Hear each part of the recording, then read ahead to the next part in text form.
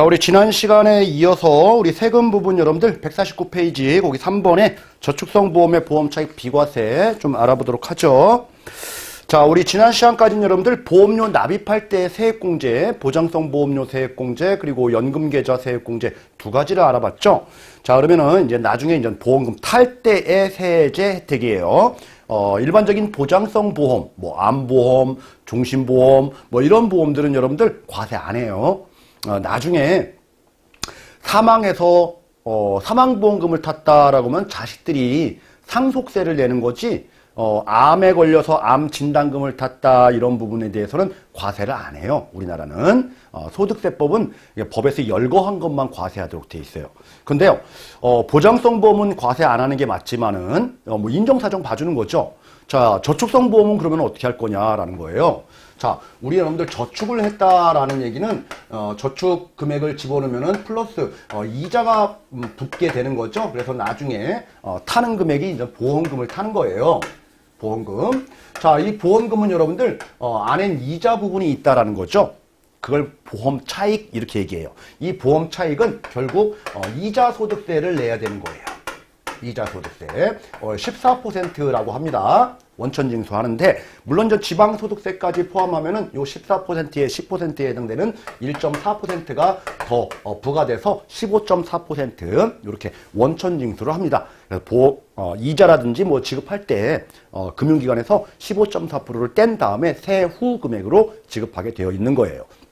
그런데 자, 일정한 요건을 충족하게 되면은 이거에 대해서도 과세하지 않겠다. 보험차익 비과세. 이 요건을 알아보겠다라는 거죠. 자, 다음 페이지 넘기셔가지고 우리 다번에 보험차익 비과세 요건이라고 나와 있죠. 동그라미 1번, 2번, 3번 이렇게 세 가지 중에 어느 하나에만 해당되면은 비과세 해주겠대요. 자, 첫 번째 우리 요건을 보니까 첫 번째, 자, 계약 기간이 10년 이상이어야 돼요. 10년 이상, 그러니까 장기 보험이어야 된다. 그러면서 납입한 보험료의 합계액이 1억 원 이하여야 돼요. 1억 원 이하. 이런 보험들은 보험차익 1억 원까지는 그 밑에 1억 원 밑에 해당되는 그 보험료에서 불어난 이자는 과세하지 않겠대요.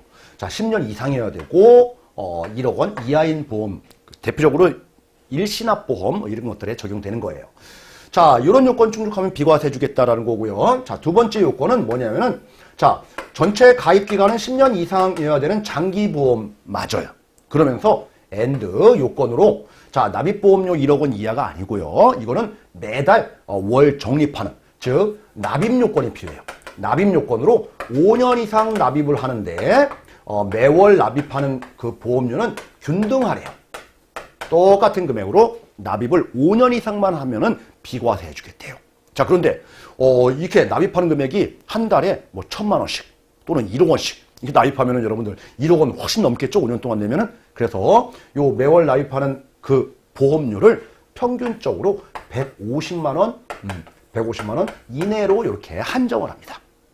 한정을 해요. 자, 이 150만 원의 의미는 뭐냐면 여러분들 실제 납입하는 금액을 의미하는 게 아니에요. 요거는 기억을 해두셔야 돼요. 그래서 예를 들어가지고 150만 원 곱하기 1년치 12개월 하면은 총 얼마죠? 1,800만 원이죠? 1,800만 원. 1년에 1,800만 원만 내면은 평균적으로 한 달에 얼마씩 낸 거예요? 150만 원씩 낸 거죠. 예를 들어서 보죠. 1월 1일부터 6월 30일까지, 자, 전반기에는 100만 원씩만 냈어요. 6번. 자, 근데 7월 달부터 12월 달까지 얼마씩 냈냐면은 200만 원씩 냈어요. 200만 원씩. 자, 그러면은 전체적으로 지금 납입하는 금액은 평균하면 150만 원 맞죠, 여러분들? 총 1,800 냈으니까. 자, 그러면은 여기는 150만 원 이내니까 세액공제 되고, 여기는 150만 원 넘으니까 넘는 분 매월 50만 원에 대해서는 세액공제가 안 되느냐, 이렇게 생각할 수가 있는데 아니에요. 돼요, 이거. 그래서 평균 개념인 거지 진짜 납입하는 금액 개념이 아니다. 그래서 150만 원의 의미를 이해를 해두시기 바랍니다. 자, 다음으로 여러분들, 그러면은 보험이라고 하는 것은 추가 납입도 되고요. 아니면은 미리 내는 선납도 되는데, 미리 내면은 매월 납입하는 금액이 없잖아요. 6개월에 한 번, 3개월에 한 번, 1년에 한 번 선납할 수도 있는 거니까. 그러면 매월 납입하는 개념이 아니잖아요. 이런 경우는 그럼 어떻게 할 거냐. 그리고 매월 균등액이라고 했는데 내가 추가납입은 할 수 없는 거냐 뭐 이런 거였는데 여분을 뒀어요. 그래서 선납은 6개월까지 선납은 가능해요. 요거 인정합니다. 요 범위 내라고 하면은. 자, 그리고 추가납입 증액이라고 얘기하는 거예요. 추가납입은 기본적으로 가입한 보험료의 한 배까지, 1배까지는 추가납입을 인정해요. 그래서 그 납입한 금액이 평균 150만 원 이내라고 하면은 우리 다 이제 비과세 혜택을 주겠다는 얘기예요. 이해하셨죠? 자, 요런 조건으로 하는 보험을 우리는 거기 동그라미 2번에 뭐라고 돼 있나요? 월 적립식 저축성 보험이다. 이렇게 얘기를 하는 거예요. 매월 적립하는 저축성 보험. 자, 우리 세 번째 요건으로는 여러분들, 우리가 종신연금에 가입하면은 종신연금에 대해서는 비과세 혜택을 줘요. 죽을 때까지 타는 연금. 그렇죠? 근데 조건이 있어요. 요거는 55세 이후부터 수령을 해야 돼요. 55세 이후부터. 50세부터 수령하면 안 돼요. 55세 이후부터 수령하는 종신형 연금. 종신이란 얘기는 뭐예요? 사망하면은 뭐죠? 그 계약이 모든 게 다 끝나는 거. 소멸되는 거. 남는 금액 다 없이. 그렇죠? 연금이란 얘기는 뭐죠? 연금으로만 타야지 일시금으로 타면은 안 된다라는 거. 자, 이런 연금 55세 이후부터 가입하는 종신형 연금보험에 가입하면 보험 차익에 대해서는 비과세 혜택을 주겠다. 자, 그러니까 결과적으로 저축성 보험인데 요거 세 가지 중에 어느 하나에만 충족하면은 비과세 혜택이 돌아간다라는 거예요. 자, 그러면 시험 문제와 관련돼서 여러분들 50세 이상이다 그러면 틀린 말이겠죠. 이해하셨나요? 자, 이런 것들이 시험 문제 출제 포인트고 실무적으로 많이 사용을 하시기 때문에 이거 저축성 보험의 보험 차익 비과세 요건은 좀 기억을 해 두실 필요가 있습니다. 앞으로도 여러분들이 활용을 많이 하실 거예요. 자, 요렇게 좀 알아봤고요. 다음 우리 비과세 요건을 충족하지 못하게 된 경우에 처리 방법이라고 해서 이제 표가 이제 그림이 또 하나 나와 있는데 이건 좀 생략하도록 하고요. 자, 연금보험과 연금저축의 비교라는 표를 보도록 하겠습니다. 자, 우리 지난 시간에 여러분들 연금계좌 세액공제에서 그 연금계좌에 해당되는 게 연금보험이 아니라 연금저축이라고 얘기했잖아요. 그렇죠? 그래서 연금보험과 연금저축은 같은 게 아니다라는 거예요. 자, 이건 연금저축은 뭐였죠? 연금계좌였어요. 연금계좌. 그러니까 이 연금계좌와 관련돼서는 납입한 보험료에 대해서는 뭐예요? 세액공제 해줘요. 세액공제. 이해하셨죠? 자, 그리고 세액공제 하다가 지금 계속적으로 이제 운용하죠. 나중에 이제 연금을 탈 거예요. 연금 수령하게 되면은 이때는 여러분들 연금소득세를 내는 거예요. 연금소득세. 연금소득이니까. 그리고 중간에 우리가 이자가 막 불어나겠죠? 이걸 가지고 우리는 운용 단계 이렇게 얘기해요. 운용 단계에서 이자가 막 불어나도 여기서는 과세가 안 돼요. 아무런 과세가 없어요. 그렇죠? 납입 단계에서는 세액공제, 수령 단계에서는 연금소득세, 운용 단계에서는 아무런 과세가 안 된다. 이게 바로 연금계좌의 연금저축인 거예요.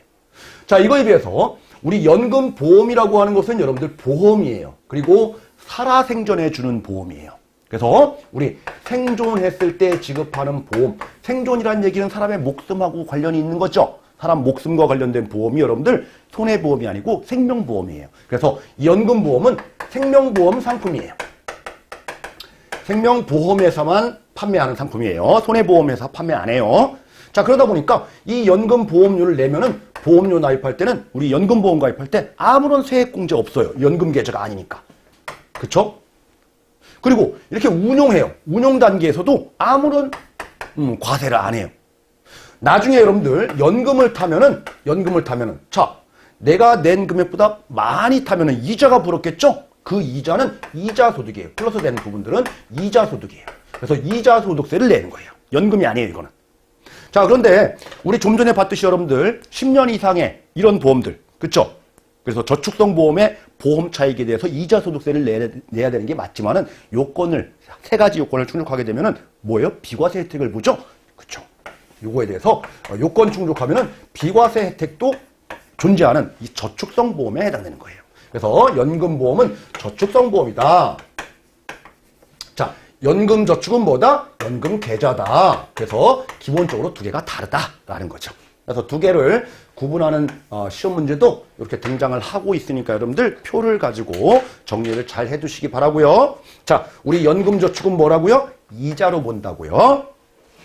연금보험은. 근데 연금 개념은 뭘로 본다고요? 연금소득으로 본다고요.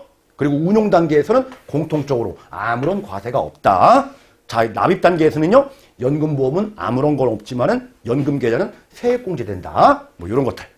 자, 이렇게 구분해가지고 기억을 해두실 필요가 있겠습니다. 자, 다음 답은 단체보험 계약에 대한 세제라고 되어 있는데, 우리 회사 다니시면은 여러분들 회사에서 단체 종업원을 대상으로 보험에 가입들을 하고 계시죠. 자, 그러면은 우리 회사에서 가입하는 단체보험에 대해서는 어떤 세제 혜택이 있느냐라는 거예요. 그래서 첫 번째, 단체 보장성 보험의 손금 산입이라고 되어 있는데, 우리 회사가 단체 보험에 이제 가입하면은 보험료를 내겠죠. 보험료. 이거는 여러분들 회사 입장에서는 비용, 경비 처리돼요. 손금. 이건 법인 회계인 거죠. 개인 세제가 아니고요. 자, 그런데 여러분들 개인당 얼마까지 그러면은 해줄 거냐라는 거예요. 개인당 연간 70만 원까지, 70만 원까지는 회사에서 손금 처리됩니다. 그러면은 우리 이제 근로자 입장에서 보면은 어떻게 될 거냐라는 거죠. 연간 70만 원까지 혜택 보는 거잖아요. 그러면 근로소득이냐라는 거예요. 근로소득이 아닙니다. 그러니까 근로소득 때 안 내도 되는 거예요. 근데 만약에 70만 원 초과됐어요. 이 초과분에 대해서는 그럼 어떻게 볼 거냐라는 거예요. 70만 원 초과되면. 자, 뭐냐면은 회사 입장에서는 여러분들 70만 원까지는 어떻게 처리하는 거냐면은 복리후생비다 이렇게 처리하는 거예요. 복리후생비니까 비용 처리되는 거죠. 70만 원 넘는 부분에 대해서는 종업원한테 월급 준 거다 이렇게 처리합니다. 그럼 월급은 회사에서는 여러분들 비용 처리 되나요? 되죠. 그렇죠. 회사에서 다 송금 처리 다 되는 거예요. 근데 개인 근로자 입장에서는 70만 원까지는 근로소득이 아니지만은 70만 원 초과분에 대해서 예를 들어서 80만 원 냈다 라고 하면 10만 원에 해당되는 부분들은 근로소득이 돼요. 근로소득으로 잡혀요. 그러니까 근로소득세를 더 내야 되는 거죠. 그래서 보통 직장에서 다니시는 단체 보장성 보험은 여러분들 나중에 환급 받는 거랑 뭐 순수 보장성이랑 상관없이 이 70만 원 밑으로 다들 가입을 합니다. 이렇게. 그래서 좀 기억을 해 두셔야 될 부분들은 70만 원 기준이다라는 거 요거 좀 기억을 해 두실 필요가 있겠죠. 자, 다음 2번 보겠습니다. 자, 2번. 이건 지금 뭐냐면 여러분들 다 보장성 보험과 관련된 부분이에요. 단체 보장성 보험이에요. 자, 뒤쪽에서 또 공부하겠지만 이 보장성이라고 하는 것은 여러분들 보험료 납입하는 금액하고 나중에 타는 금액, 보험금을 Z라고 표현할게요, 여러분들. 자, 우리 저축성 먼저 얘기를 한번 해보죠. 저축성 보험이라고 하는 것은 보험료 납입하고 플러스 이자가 붙죠. 나중에 타는 금액은 반드시 타는 금액이 커요. 이게 저축인 거죠. 자, 보장성 보험은 이게 아닌 보험이 바로 보장성 보험이에요. 자, 요런 단체 보험을 대상으로 적용되는 겁니다. 그래서 시험 문제가 단체 보장성 보험의 손금 산입에 대한 설명으로 틀린 것은 해가지고, 자, 단체 보험인데, 자, 나중에 타는 금액이 납입한 금액을 초과하는 보험을 대상으로 한다. 그럼 틀린 말이에요. 이 초과한다는 얘기는 뭐예요? 저축이죠. 뒤쪽에 여러분들, 우리 생명보험 파트에서 보장성 보험과 저축성 보험의 개념에서 또 다루게 되겠지만 미리 한번 알아본 거예요. 자, 다음 2번 임직원을 위한 보험료 납입 이렇게 보죠. 자, 이게 이제 과거에는 시험 문제 출제를 안 하다가 이제 등장하기 시작합니다. 자, 우리 사례 1번, 2번, 3번을 보도록 하겠습니다. 자, 우리 사례 1번을 보니까 계약자가 법인이고요. 피보험자가 우리가 임직원들, 그리고 나중에 수익자를 법인으로 했네요. 그렇죠? 법인이 내가지고 법인이 타는 거. 이해됐나요? 자, 보니까 여러분들 그 납입한 보험료의 세무회계 처리라고 해가지고 만기 환급금 상당액은 자산으로 처리하고 나머지는 보험기관에 손금에 처리한다. 지금 뭐예요? 회사가 자 100만 원의 보험료를 냈어요. 누구를 위한 거예요? 직원들을 위한 거예요. 근데 나중에 타는 수익자가 회사예요. 회사. 근데 임직원들이 아무런 사고가 없어가지고 정상적인 상태에서 나중에 타는 금액을 봤더니 아무것도 없어요. 이 말은 뭐예요? 다 소멸됐다는 얘기죠. 그렇죠? 이걸 가지고 우리는 보장성 보험료 이렇게 얘기해요. 근데 나중에 타는 금액이 100만 원 냈는데 30만 원 타더라 라는 거예요. 그러면 순수하게 소멸된 거는 70만 원만 소멸된 거죠? 이해됐나요? 자, 그러면은 이 100만 원 중에 요 70만 원은 회사에서 손금으로 인정하고 비용이다. 복리후생 차원에서. 그러면 이 30만 원에 해당되는 것은 뭐냐? 회사의 돈이다. 자산이다라는 거예요. 자산. 그래서 여러분들 이런 보험에서 자, 납입한 보험료 전부가 손금 처리된다. 그러면 틀린 말입니다. 이해하시나요, 뭔지? 전부가 아니고요. 자, 소멸되는 부분만 손금 처리되는 거지. 나중에 타는 금액은 자산으로 처리된다. 그리고 나중에 만기 환급되는 이 금액은 손금 처리된다. 그럼 틀리죠? 자산 처리된다. 이렇게 얘기를 하는 얘기예요. 이해하셨나요, 뭔지? 이게 시험 문제가 등장을 하기 시작했습니다. 그래서 요거는 반드시 기억을 해두세요. 상당히 어려운 문제예요. 자, 두 번째 사례는 여러분들 법인이 계약하고 임원이 피보험자네요. 그리고 나중에 수익자가 법인이 아니네요. 임원한테 가는 거죠.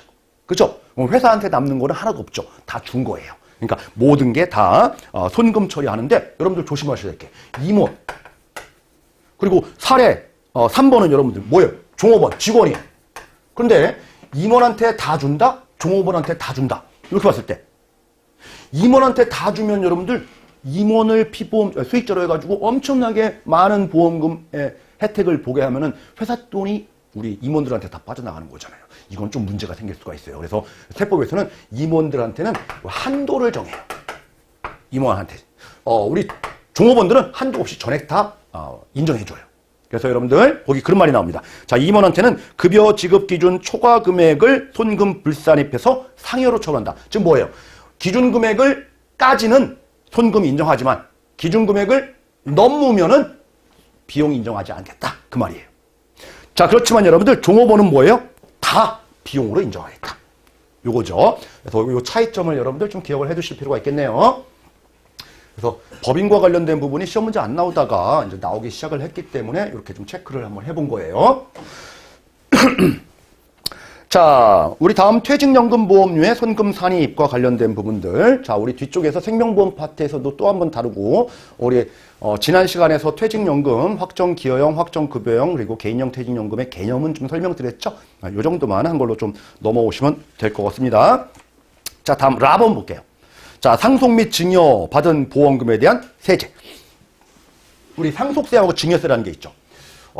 우리 A라는 자가 B라는 자한테 줬다라는 거예요. 줬을 때 여러분들 어떤 아무런 노력의 대가 없이 무상으로 이전될 때 세금이에요. 세금. 그런데 A가 살아서 준 거다라고 하면은 증여에 해당되는 거고, A가 사망해서 준 거다라고 하면은 그냥 상속에 해당되는 거예요. 그래서 상속세와 증여세는 여러분들 무상 이전에 따른 과세인 거고, 그 무상 이전의 원인이 살았느냐 죽었느냐에 따라서 이렇게 구분이 되는 겁니다. 그래서 상속세와 증여세를 이렇게 좀 구분 정도 개념 파악을 좀 해두시면 되는 거고요. 자, 그런데 우리 상속세, 증여세 할 때 여러분들 돈 많이 있으신 분들이 자꾸 언론에도 많이 나오죠. 몰래 우리 자녀들한테, 손자한테 이전하는 세금 피하려고, 회피하려고 여러 가지 행동들이 발생을 하는데, 자, 왜 이런 현상이 발생하냐면은 우리나라의 상속세, 증여세의 최고 세율이 여러분들 50%예요. 과세표준 30억 초과분에 대해서는 50% 절반을 과세한다는 얘기죠. 그래서 돈 있으신 분들은 재산의 절반이 국가로 들어가는 게 싫은 거예요. 그러다 보니까 자꾸 편법을 써서 이전하려고 하니까 세법에서는 어떻게 해요? 뭔가 걸리면은 다 과세하겠다. 뭐 이런 규정이 들어갑니다. 그걸 가지고 우리는 완전 포괄주의. 완전 포괄주의. 자, 이런 게 증여다, 이런 게 상속이다 얘기 필요 없고, 경제적인 가치, 도움을 주는 뭐 일체 행위들을 눈에 보이건 안 보이건 다 과세하겠다. 이런 내용들이 상속증여세법에 있게 되는 겁니다. 그래서 이런 기본적인 취지를 좀 이해해 주시기 바라고요. 그러니까 뭐예요? 형식을 보겠다, 실질을 보겠다? 그렇죠. 실질에 따라서 과세하겠다. 이겁니다. 상속세와 증여세의 기본적인 취지에 대해서 설명드렸고, 자, 그러면은 페이지 넘기셔가지고 여러분들, 자, 상속세와 증여세의 세율 부분 보죠. 좀 전에 이제 말씀드렸듯이 최저 10%부터 5단계 50%까지. 30억 초과분에 대해서는 50%까지 이렇게 과세를 하더라라는 거고요. 자, 우리 상속과 관련된 민사 쪽에서 상속 순위가 또 나오는데요. 상속 순위. 상속 순위는 여러분들 1순위는 직계 비속이에요. 직계. 직계란 얘기는 할아버지, 아버지, 나 이렇게 같은 일개 라인이에요. 옆으로 퍼진 게 아니고요. 옆으로 퍼지면 여러분들 반계 이렇게 얘기해요. 직계. 직계에서 비속은 아랫사람. 아랫사람. 그래서 아버님이 돌아가시면 아들이 상속인이 1순위다. 그리고 아버님의 배우자와 같이 공동 상속인이 되는 거예요. 자, 만약에 자식이 없다 그러면 2순위는 뭐냐면은 직계 존속이에요. 존속. 존속은 직계니까 위예요. 아버님이 돌아가셨는데 아들이 없었다. 아들 손자 밑에가 한 명도 없다. 그러면은 위. 할아버지죠. 그죠? 할아버지 살아 계시면 할아버지도 직계고 할머니도 직계잖아요. 그죠? 다 직계가 받고, 물론 배우자가 있다라고 하면 배우자가 공동 상속인이 됩니다. 그런데 직계 비속도 없고 직계 존속도 없고 배우자만 있다. 그러면 배우자가 단독 상속되는 거예요. 여기서 말하는 이 배우자라고 하는 것은 법률상 배우자예요. 그래서 사실혼 관계에 있는 배우자는 못 받아요. 자, 이런 자들이 다 없다라고 하면 이제 3순위로 가는 거예요. 3순위는 뭐냐면은 형제자매예요. 형제들. 위로도 없고 밑으로도 없고 배우자도 없다. 그죠? 나 혼자 살고 있다. 근데 죽었다. 그러면 위아래도 없고 배우자도 없으니까 형제들이 있겠죠. 형제들이 3순위 상속인이 되는 거고, 자, 형제들도 없다. 그러면은 사촌까지 우리가 상속을 받아요. 이 사촌은 여러분들 직계가 아니죠. 그렇죠? 옆으로 아버지의 형제들의 자식들이 사촌이잖아요. 그러니까 옆으로 퍼졌다라고 해서 반계혈족, 사촌 이내의 반계혈족 이렇게 얘기를 하는 거예요. 자, 어쨌든 상속순위는 이렇게 이루어진다라는 거고, 여기서 하나 좀 우리 시험과 관련해서 추가해야 될 게, 이 직계 비속에는 만약에 뱃속에 있는 태아도 상속을 받을 수가 있느냐라는 게 관건이에요. 우리 여러분들 아까 지난 시간에 보장성 보험료 세액공제에서 태아보험은 태아는 인정하지 않는다라고 했죠. 근데 상속은 태아도 자식으로 봐요. 상속을 받는다. 자, 그러면은 상속분, 얼마의 상속분을 받느냐라는 거죠. 다 n분의 1씩 상속받아요. n분의 1씩. 그런데요, 배우자만큼은 0.5, 5할 가산이에요. 배우자는. 예를 들어서 설명드릴게요. 자, A하고 B, 이걸 배우자예요. 그리고 자식 C가 있었다.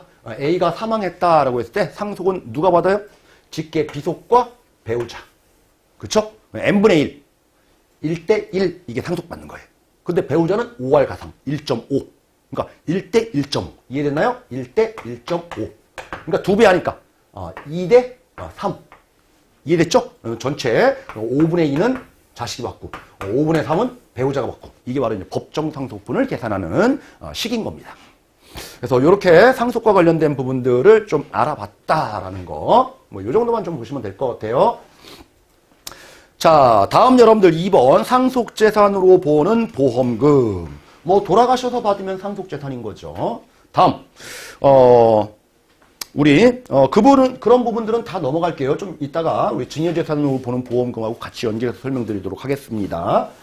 자, 다음 넘어가셔가지고 3번 상속받은 보험금에 대한 금융재산 상속공제. 부모님이 돌아가셔가지고 상속세를 냈는데 이 재산을 보니까 우리가 상속재산이라고 하는 거죠. 상속재산.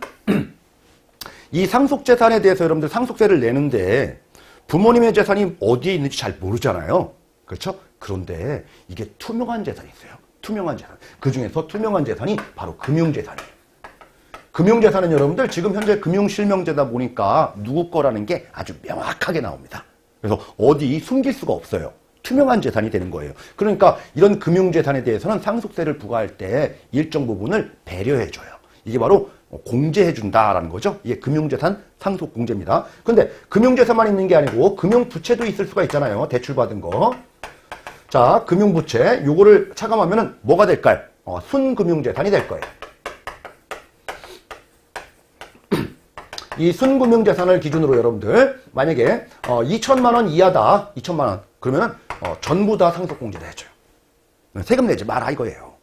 자, 근데 2천만 원 넘는데 1억 원 이하다라고 하면은 무조건 2천만 원은 공제해줘요.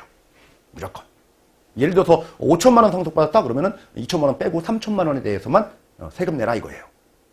자, 근데 1억 원이 넘는다라고 하면은 여러분들 이 순금융재산의 20%를 우리가 공제해줘요. 예를 들어가지고 부모님한테 10억 원을 받았어. 그러면 10억 원의 20% 2억 원은 빼준다는 얘기예요.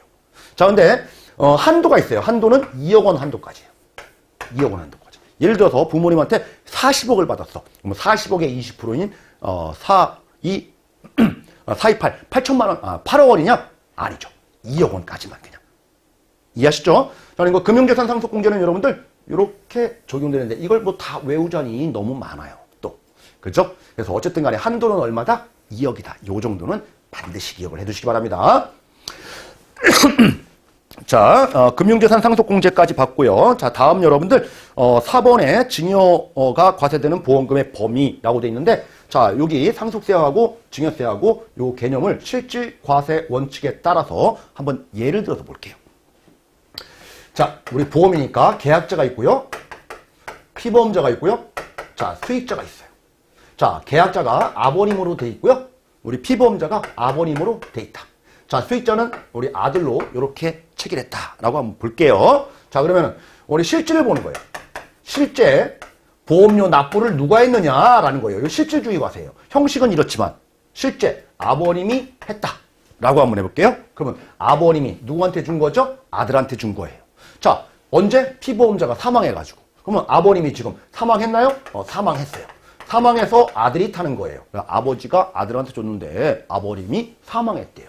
사망해서 주는 것을 뭐라고 한다고요? 상속. 이럴 때는 보험금에 대해서 상속세가 부과되는 겁니다. 상속재산이 되는 거죠. 이해하셨죠? 자, 실제 납부한 자가 그러면 예를 들어서 엄마다 한번 볼게요. 엄마다. 그러면 엄마가 아들한테 준 거죠? 엄마가 아들한테 줬어요. 지금 돌아가신 분은 누구죠? 그렇죠. 아버님이 돌아가셨어요. 엄마는요. 지금 생존해 계시는 거예요. 살아서 줬다? 뭐죠? 생존해서 줬다? 증여 개념이다라는 거예요. 이럴 경우에는 증여세가 부과된다라는 거죠. 증여세. 자, 근데 실제 납부한 사람이 아들이 납부했어요. 아들 납부했어요? 그러면 아들이 본인한테 준 거예요. 저축성 보험이 아니고 보장성 보험. 과세 안 한다 이거죠. 과세 안 한다. 자, 이게 바로 여러분들 실질주의 과세 원칙이다라는 거예요. 그래서 상속재산으로 보는 거, 증여재산으로 보는 거, 이렇게 여러분들 사례가 시험 문제 나오면 사례대로 실질 개념으로 풀이하시면 되겠다라는 겁니다. 자, 이렇게 정리를 하시면은 거기에 나와 있는 표 같은 경우는 다 안 읽어봐도 돼요. 자, 다음으로 여러분들 5번 보겠습니다. 장애인 등을 보험 수익자로 하는 보험계약의 보험금에 대한 증여세 비과세라고 되어 있는데 이거는 저 뒤쪽에 여러분들 우리 생명보험 파트에서 장애인 전용 보험에 관련된 부분들 또 나오게 돼 있어요. 지금 앞에서 지난 시간에 여러분들 장애인과 관련된 부분들 장애인 전용 보장성 보험료에 대해서는 연간 100만 원까지 곱하기 15%의 보장성 보험료 세액공제를 받을 수 있다라는 부분 설명드렸습니다. 지난 시간에. 자, 장애인 보험에 대한 혜택인 거고요. 또 하나는 이 장애인을 여러분들 수익자로 장애인을 수익자로 지정한 보험에서 이 연간 타는 보험금, 연간 보험금이 4천만 원까지예요. 4천만 원까지는 장애인이 타니까 부모님이 계약자로 해서 보험료를 납입을 했겠죠. 장애인이 타는 금액이 증여재산 금액이 될 수도 있겠지만은 이런 부분에 대해서는 지금 증여세가 비과세됩니다. 여기서 핵심적인 포인트 여러분들 딱 기억하세요. 장애인을 계약자로 체결한 거예요? 피보험자로 체결한 거예요? 수익자로 체결한 거예요? 그렇죠. 수익자로. 그래서 연간 얼마죠? 4천만 원. 뭐가 비과세되는 거죠? 증여세가 비과세. 자, 이렇게 세 가지 포인트를 여러분들 기억을 해주셔야 돼요. 나머지 부분들은 뒤쪽에서 또 다루게 되니까 뒤에서 또 보도록 할게요. 자, 이번 시간까지 여러분들 우리가 세금과 관련된 일반적인 얘기들, 보험과 관련된 얘기들을 했고, 자, 다음 시간부터는 여러분들 일반적인 세금, 소득세, 뭐 이런 부분들 개념 위주로 쭉 정리를 할 거예요. 그래서 다음 시간 부분은 그렇게 뭐 어려운 내용은 없고, 우리 보험 설계사가 받는 급여에 대해서는 그러면은 월급 받는 거, 이거에 대해서는 세금을 또 어떻게 부과를 하는지, 자, 이런 부분들을 또 다루게 되는 게 뒤쪽 파트다. 자, 잠시 쉬었다가 다음 시간에 연결해가지고 설명드리도록 하겠습니다. 잠깐 쉬겠습니다.